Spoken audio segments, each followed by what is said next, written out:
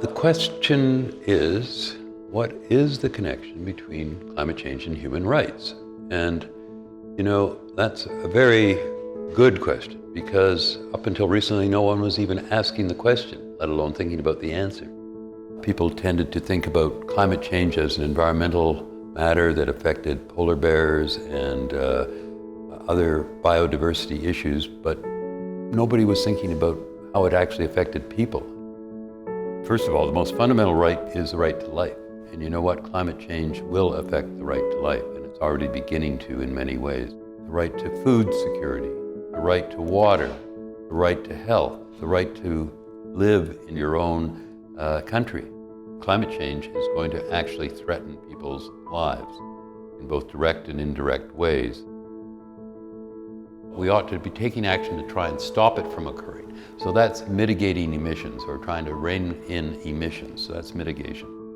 But more recently, it's been recognized that the nations of the world have not acted with the speed and with the urgency that they should have. And so some harm will actually occur even if we start reining in emissions now.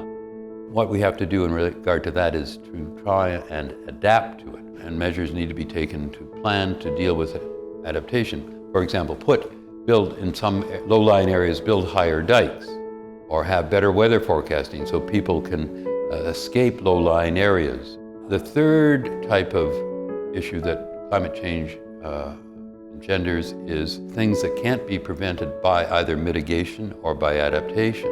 And that's loss and damage that can't otherwise be prevented. Examples of that are catastrophic sudden events like a typhoon, where thousands of homes might be wiped out. And then there's what we call slow-onset events. Loss and damage that will occur through rising sea levels that happen over a slow period of time, or gradual change in the weather because the earth is heating up. Places becoming subject to a desert that were fertile ground in the past and won't come back. So we have to deal with both the catastrophic loss and damage situation as well as the slow onset event type of loss and damage. And there may be different approaches that are required for each of those. Climate change is going to have the greatest impact on vulnerable communities and vulnerable populations, people who are probably poor, who live in low-lying areas, who had nothing essentially to do with creating climate change, but climate change is going to most drastically affect them first.